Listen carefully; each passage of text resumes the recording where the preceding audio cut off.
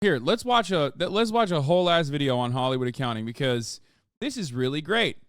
It's a really important thing for you guys to understand. When studio says, "Oh, we lost so much money on this movie," they're fucking lying. Let's take a look at how they're doing it. Video today, we're answering one of our patrons' questions because DJ asks us, what's the deal with Hollywood accounting? But just before we get into that, I do want to mention that today's video is brought to you by Mack Weldon, a premium men's essential.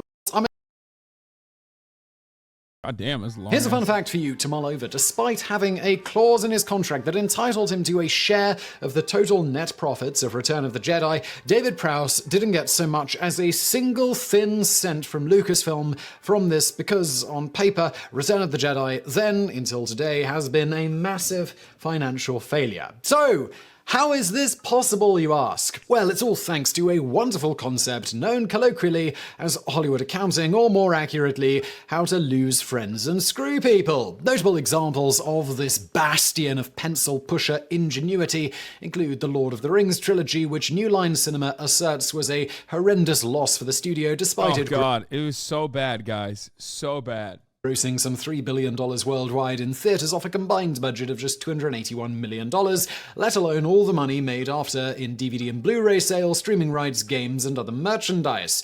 Moving on to Harry Potter and the Order of the Phoenix, this one apparently lost Warner Brothers $167 million while simultaneously being one of the most successful films the studio has ever released, grossing just under $1 billion. In yet another case, the 2002 surprise blockbuster My Big Fat Greek Wedding managed to bring in $370 million, which is about $536 million today, off a production budget of a mere $5 million. God, what a massive loss these movies were. Yet somehow managed to lose the studio $20 million. That's crazy. Damn, that's crazy. How is that possible? Please tell us, British Vsauce man. So yes, they apparently lost 4 times the production budget itself. This means that if the studio is to be believed, they'd have been better off throwing the film in the trash after spending the $5 million for filming and producing the film, rather than earn their cut of that $370 million. Guys, the reason why they keep making Marvel Cinematic Universe movies, despite the fact that they are gigantic holes, they are causing massive fires in the accounting departments of these individual studios, is purely for us. It's out of the kindness of their hearts that they do this. You don't understand. How is this? You don't get it. These guys love us. They love movies and they love us. After all, Nicole Kidman told me so. That's why they're doing it. In ticket sales and all the revenue streams that came after. Perhaps best showing how it's impossible to make money in Hollywood is the case of Forrest Gump, one of the most critically acclaimed and successful movies ever made, which cost $55 million to make. Despite this relatively low figure, unfortunately for executives at Paramount Studios, it never turned a profit after grossing nearly $700 million at the box office. Our condolences to the They spent $600 million on Indiana Jones to make $200 million for us. Okay, that one is actually a bit of a flop, though. There's a difference. There's a difference there. What you're talking about with these other movies is like they spend like $1 million and make 10 in return, and then they say the movie lost $20 million for the studio. That one actually is a flop. If you spend $600 million on Indiana Jones and then only get fucking $200 million on release at the box office, then yeah, that is a flop for sure. Executives and their families, after no doubt all of the executives were fired for backing such a financially disastrous project for the studio. These are by no means cherry-picked examples, with some estimates suggesting that upwards of 80% of all major studio releases lose money, according to the studios, which somehow magically manage to stay in business anyway. So, well, what gives? Well, certainly not the studios. But how and why are they doing this? As to the former question of how do they do it, well, they have countless tricks up their sleeves, but one of the biggest ones is simply making separate companies for various projects and aspects of promotion and production. This is important. Guys, you know why they're losing money? Because you pirated it. You went to Kiss Anime and you pirated it, you fucking assholes. I can't believe you did that to the big movie studios, dude. No! They're all out of jobs now. You're part of the problem. It's laughable. That's a laughable concept. Never believe anyone who says that, by the way. Important because the studio or sub-company can then charge the other company for its own services, essentially paying itself to produce and distribute the movie. In this way, the studio or vice versa can charge pretty much whatever it feels like for any service. As an example, the distribution of a film may be handled by another company the studio also owns. This distributor can then charge the parent company really anything they want to distribute the film. The studio will naturally accept this fee no matter how obscene, as they're just paying. I love when I talk about, certain concepts that relate to like Twitch, and then you're forced to reckon with it. Like years ago, I talked about the DMCA and how game studios could actually just as easily DMCA content creators if they felt like they wanted to do that. And everyone was like, Hasan, they would never do that. You're a fucking idiot. That's so dumb. They don't have the legal right to do that. And then guess what Nintendo did? Nintendo had done that first, and they did it again. They fucking did it recently to some of our friends, if you recall. And this is yet another moment. This is yet another America Deserve 9/11 moment where many of you will come to face the reality, the truth of the matter here. Hollywood accounting is done in every aspect of business, especially one that touches the creative side. Remember what I talked about with respect to Amazon and how they engage in Hollywood accounting by basically always presenting Twitch as a loss leader as they try to monopolize the market, while simultaneously it's just a simple accounting error for them. They could make Twitch tomorrow be in the green. So much so in the green that it is like unimaginable. A pure profit-making machine. How could they do that? With one simple trick, by saying AWS costs are $0 now for Twitch. We're just going to we're going to make it so that there is a loss elsewhere within our corporation. Okay? That's how it works. And one really incredible way to do that is monopolization by doing vertical integration and horizontal integration. I love the people in the chat going, do you participate in Hollywood accounting? I bet you do. Of course I participate in Hollywood accounting. After all, I own the platform that I'm on. I own the distribution mechanisms of the platform that I own, and also numerous other, corporations like delivery mechanisms and whatnot that I can switch my fucking revenue streams to. Are you fucking stupid? I turn on a camera and I talk every day. I don't own any fucking assets that I can claim is like depreciating.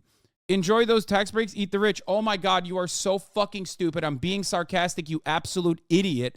I'm literally talking about how someone can do such a thing. Yeah, when you're Amazon, you can do such a thing. When you're a movie studio, you could do such a thing. When you're a fucking Twitch streamer, you can't do that. Oh my God. Please understand that in order for someone to be able to do this, in order for a corporation to be able to do this, they have to have a fuck ton of assets that they can swap around. They have to be contracting a fuck ton to write out these to write out these fat checks towards and claim that they're losing. Okay? Themselves. But now they can show that they had to pay, say, $100 million for distribution, even if the distribution only cost a fraction of that. The distribution company owned by the studio just made a haul, while the film officially cost a lot more to make for the studio itself. A similar thing is often used in marketing, again using a separate arm to handle that, who can then charge the studio who owns them anything they please, which may or may not reflect the actual cost of marketing a given film. Another trick, if a movie was particularly profitable, is to charge fees to cover the pay and bonuses of various studio employees, whether they actually directly had anything to do with the project or not. Similarly, many of the other internal operational costs of a studio can be shifted around different projects easily on paper. Using this fact, part of the losses from an actual box office bomb can be moved to a film that they made a ton of money on, thus making the box office bomb help produce profits from the successful film. Again, yeah, Hasan's tax evasion accountant says, the magic of intercompany accounting is beautiful. Exactly. Like, I do love covering issues like this, like what multi-billion-dollar corporations that have like 1,000 other subsidiaries that engage in this kind of thing because they have expanded both vertically and horizontally. And then a guy going, "Hey, dude with no fucking credit card, don't you do this?" Yeah, dude, totally. Because I own a house that I live inside of. So I must be doing the same things.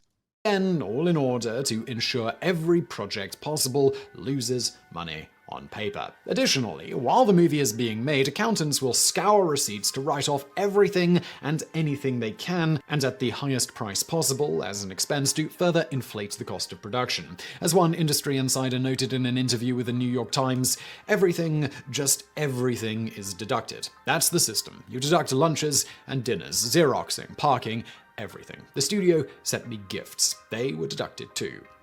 Yeah. So they spend a shit ton because then they can operate at a loss, and then they can use that loss to say, look at how much money we lost.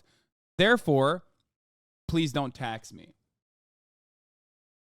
So, well, why do they do this? One of the biggest benefits of all these shenanigans is the studios not having to pay royalties to the various entities that otherwise be entitled to pay, as well as in some cases saving a lot of money on taxes, at least in the immediate. On this latter one, this might be done by shifting the ultimate profits into funding things that increases the overall value of the parent company itself. This ensures in a given year they aren't making a cash profit, or at least making less of one. For example, they might snap up the rights to some other project or purchase another business entity to expand, etc., etc. In some cases, if they can combine this into making it seem like an expense for a given film, all the better.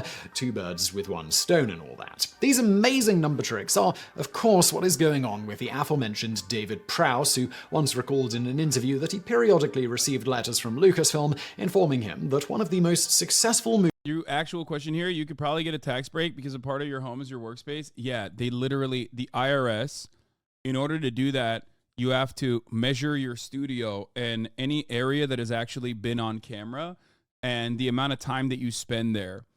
So yes, technically a part, like a tiny portion of this house is tax deductible because all of the expenditure in this house, and that's not like being a tax cheat, mind you. That is just like literally in the tax code.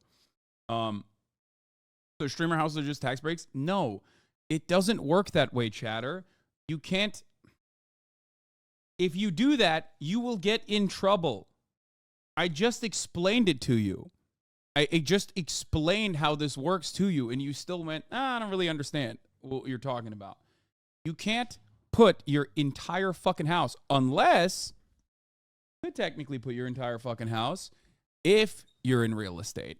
If you are a landlord, for example, then you can actually, then you have a completely different way of taxing or using your assets as a mechanism to deduct additional taxes.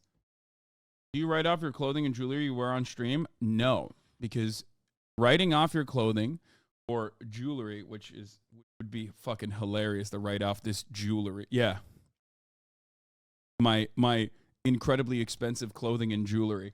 But I have more expensive clothing than I have jewelry. However, if I were to write that off, it also would be technically not allowed because the tax code dictates that the only kind of clothing that you can write off has to quite literally be a costume. It's not one that you wear on camera, especially if you can wear it off camera. So that is the only thing you can write off in most circumstances. It has to be a uniform or a costume. You cannot write off your regular clothing.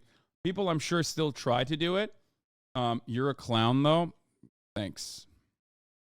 Tax auditors are really specific about making sure things that are used for business tax reasons are indeed for business tax reasons and not just primary personal. For example, a kitchen in a house is probably not tax deductible unless you say you're a culinary content creator, because otherwise it's just your own personal kitchen. Yes.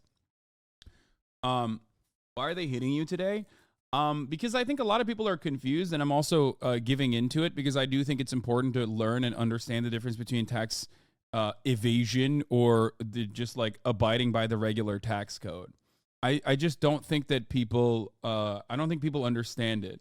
Like, people also think, for example, like when you make a tax deductible donation to a 501c3, that just automatically is like money in your pocket. Like the government goes, oh, you donated 170 grand to the Amazon Labor Union, which is not even a 501c3. It's technically not even tax deductible. But let's say if it was, for the sake of this argument, that's 170 grand in your pocket. Like, no, there's a max write-off that you can get.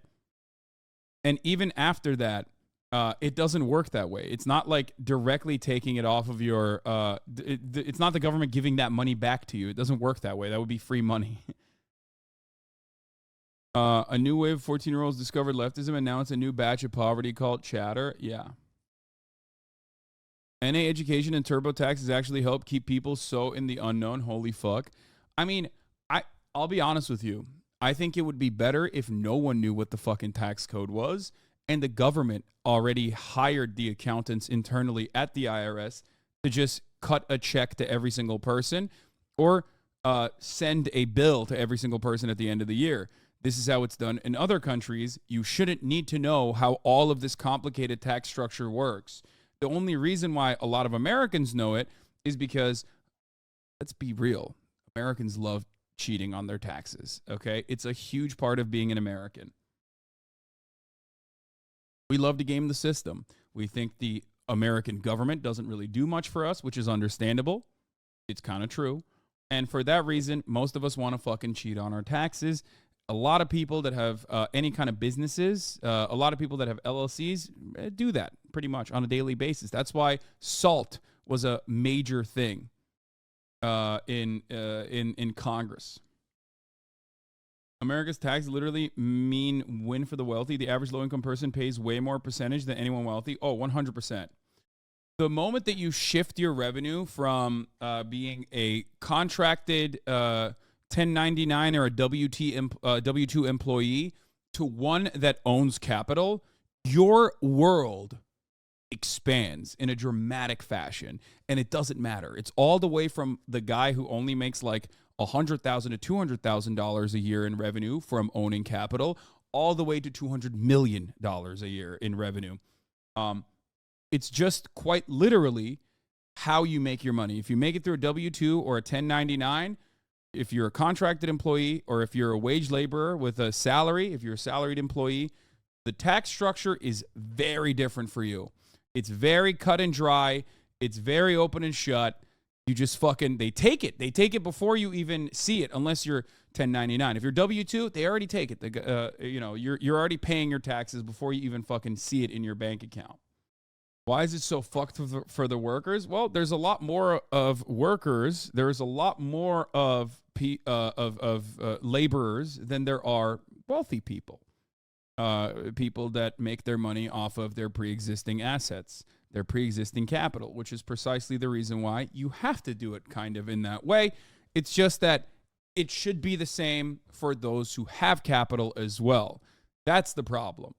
The problem isn't necessarily that like the W-2 1099 structure is designed in that way. The problem is the structure for capital earnings and capital gains is not designed in a similar capacity. Let's continue. Movies of all time, which had a production budget of only about $32 million, had still, after almost 4 decades and literal billions of dollars later, had yet to turn a profit. And thus, they don't owe him anything. Naturally, the frankly astounding capability of studio accountants to turn even the biggest box office smash into a failure on paper has led to a running joke in the industry that the most creative people in Hollywood are the guys who do the books. A thing to note before we continue is that while Hollywood is by no means unique in its use of such accounting shenanigans to save money in various ways, what is somewhat unique is that certain entertainment industries, like Hollywood studios and major sports team owners, as we'll get into in one example in the bonus facts in a bit, they use these methods to quite publicly emphasize how much money they lose, something not really observed in most any other industry, where widely broadcasting your losses would normally see stocks plunging. Naturally, because most studios can be fairly confident that their accountants will figure out a way to make sure most films they release will lose money on paper, they can use the sweet allure of a share of a film's net profits to hoodwink unsuspecting creative types, tricking actors, directors, writers, and producers into signing onto a project for less money than they ordinarily would by giving them a percentage of the net profit, knowing full well that they'll never have to pay anything out. For example, consider the case of Winston Groom, who was promised 3% of the net profits of a film based on a little book that he wrote called Forrest Gump. As noted, Paramount would later argue that the film, which cleared almost 13 times its production budget, a total of $700 million at the box office, or about $1.2 billion today, had actually lost $62 million, all in an attempt to weasel out of paying Groom, among others. After the story blew up, Paramount settled the matter out of court and offered Groom a 7-figure contract for rights to the sequel to Forrest Gump. Soon after this, Groom mysteriously stopped accusing Paramount of trying to rip him off and explained that the whole thing had been blown out of proportion. On a similar note, when looking at the aforementioned Lord of the Rings trilogy, New Line Cinema seems to have managed to piss off countless individuals and entities, including most notably Peter Jackson and the Tolkien estate itself, by claiming one of the most successful trilogies in history was a massive financial failure,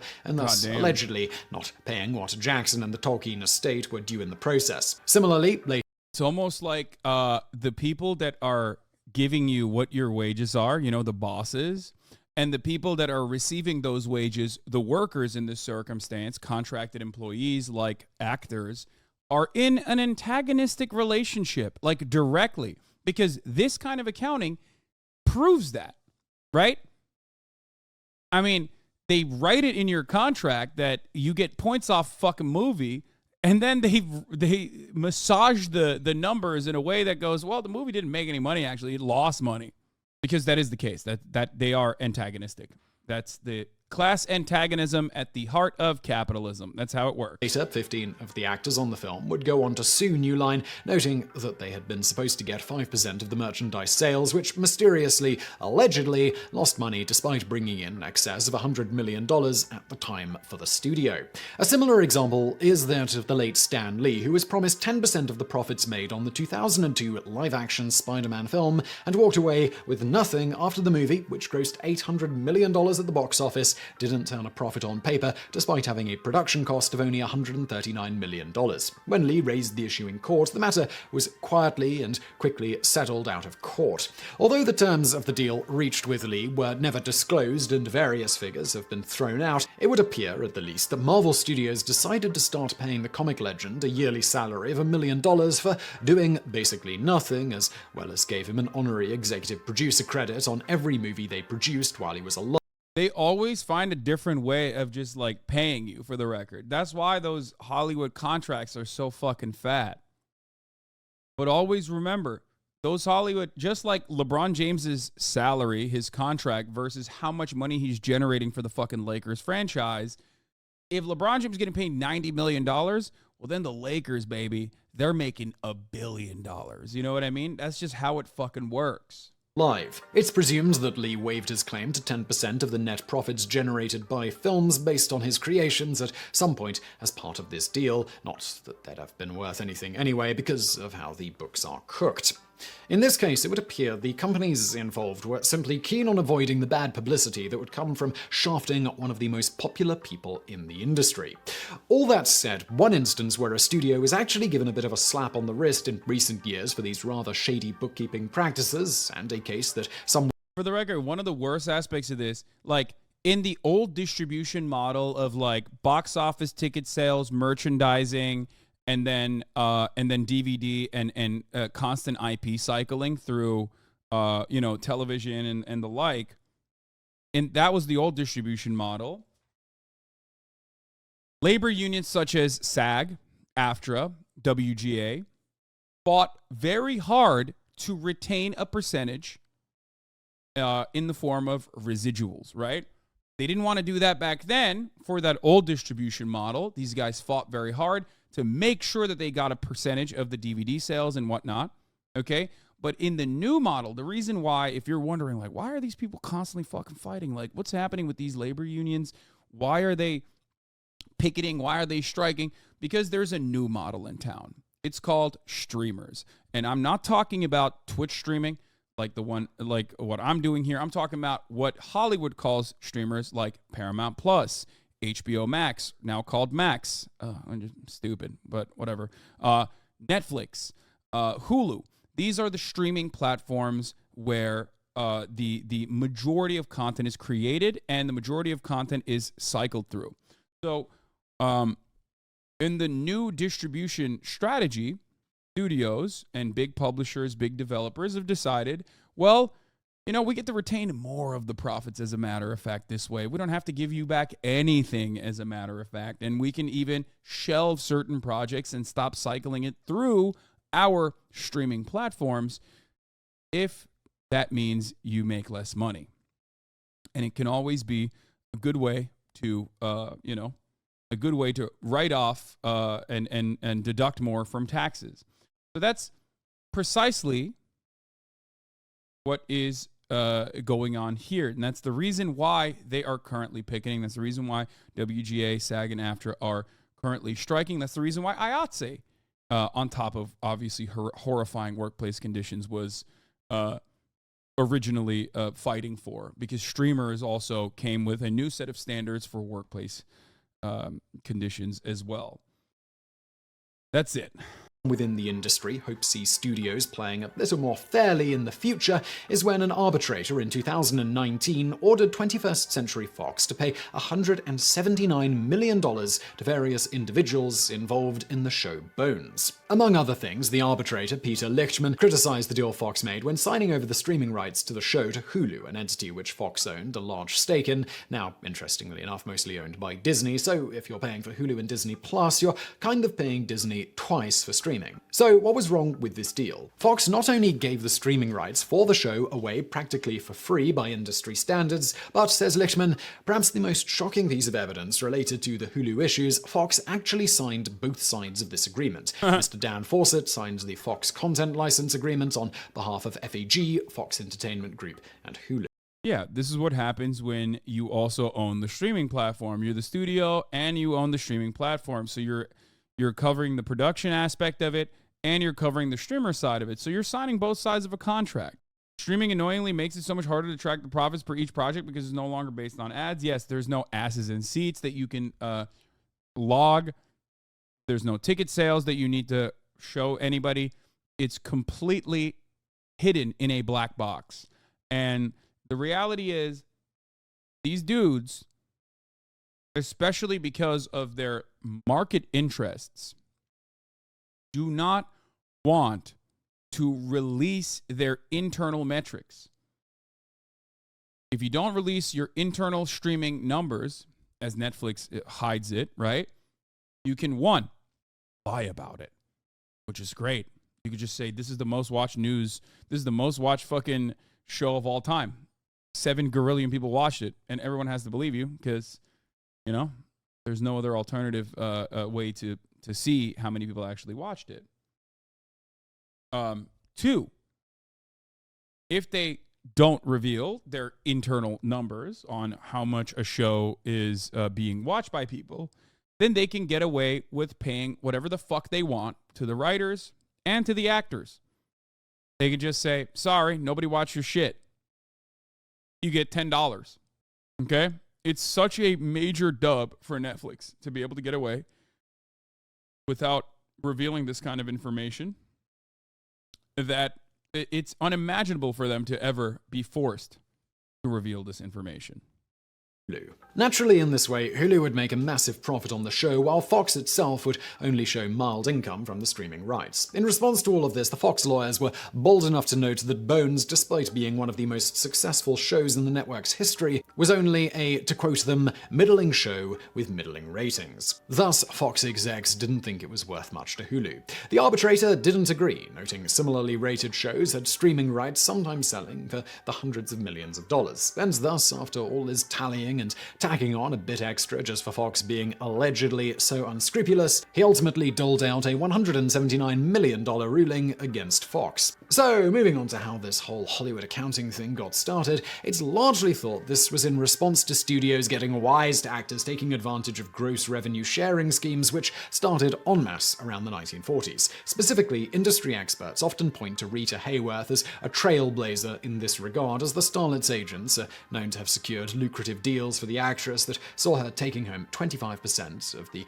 gross for many of the films she starred in. Being rather dense, allegedly, studio execs would wouldn't actively work to change this precedent until the 1960s and 1970s, when such deals were the rage. Things began to change thanks to actor Warren Beatty, who somehow managed to argue for an astounding 40% of the gross of Bonnie and Clyde in return for reducing his usual fee. The movie went on to gross, adjusted for inflation, about $500 million, which was about 30 times its original production budget. Naturally, losing 40% of that to Beatty stung a bit, and finally made studios start to realize that with an abundance of talented actors who would sell their own souls for a bit of fame, they probably didn't need to give out gross deals like that except in rare cases. Doubling down, they seem to have realized that they could still reduce pay anyway by instead giving out net profit deals and then cook the books so they didn't actually have to pay anything extra to anyone. In the end, Hollywood accounting is an oft-mocked and derided element of film production that many in the industry would happily see die and be replaced by a fairer, more transparent system. However, this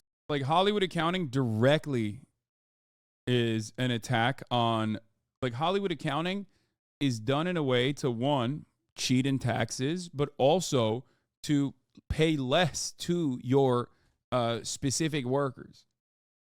Less than what you originally signed on with a deal. Why did residuals work on something like the CW but not something like Hulu? Why wouldn't cable TV networks lie about their views? Because cable TV networks a long time ago decided to run on a Nielsen metrics rating system. That metric system is also not great. There are Nielsen families that are supposed to be perfectly representative of the broader American TV watcher audience, and they analyze who's watching what off of that. But at least there is more transparency in that situation than what you get with streaming services, especially streaming services that don't have any ad revenue whatsoever, like Netflix. This isn't likely to happen unless someone can convince major studios to loosen up the kung fu death grip they have on the throat of the industry. We can only hope that one day someone makes a movie about the whole thing that somehow fails to turn a profit despite grossing $1 billion. But while we wait on that, as Sylvester Stallone sums up when lamenting the rather paltry amount he was given compared to how much the Rocky franchise and merchandise has made, the studio is the power, the agency relies upon them, and the attorneys are the go-betweens. When I finally confronted them just before Rocky IV in 1985, I said, "Does it bother you guys that I've written every word, I've choreographed it, I've been loyal to you, I've promoted it, directed it, and I don't have 1% that I could leave for my children?" And the quote was, "You got paid." Yeah. And that was the end of the conversation. I love the system, don't get me wrong. My kids and their kids, they're taken care of because of the system. But there are dark little segues and people that have put it to you. They say the definition of Hollywood is someone who stabs you in the chest. They don't even hide it. And now for a bonus fact. As alluded to, Hollywood accounting to try to show losses when you actually made a huge profit isn't just limited to Hollywood, as has recently been seen with the ongoing rather messy battle between the Major League Baseball Players Association and MLB franchise owners. In this case, multiple Major League Baseball owners have been very publicly crying poor by noting they don't profit much or at all each year, despite by just about any reasonable ballpark figure you want to look at showing the league should be profiting billions annually. They are, of course, seeming to employ many of the same tricks as Hollywood to ensure that on paper they don't technically make a profit, but the value of their franchises and the league, of course, continually increases by doing things like taking profits each year and investing in land around stadiums, purchasing larger stakes in the very sports networks that show their games, again using the trick of then essentially having a second company that pays themselves, etc., thereby turning many billions each year of profit into losses for the clubs on paper. Naturally, the Players Association, beyond rejecting overtures of revenue sharing this season, which of course would very likely just see ownership cooking the books in their favor a la Hollywood, isn't exactly buying the we lose money argument in the recent negotiations, especially as the ownership is on the whole refusing to open their books to show that's happening at all. That said, while the Players Association isn't buying it, many among the general public are, which is of course why the owners are being so vocal about how unprofitable baseball is, despite the franchises themselves mysteriously selling for billions anyway. Clearly, the billionaires buying and running these teams have no idea how to manage money, paying billions for franchises that just hemorrhage losses every year. So I really hope you found that video interesting. If you did, please do hit that thumbs up button below. Don't forget to subscribe. Also, please do check out our fantastic sponsor, Mack Weldon. And thank you for watching.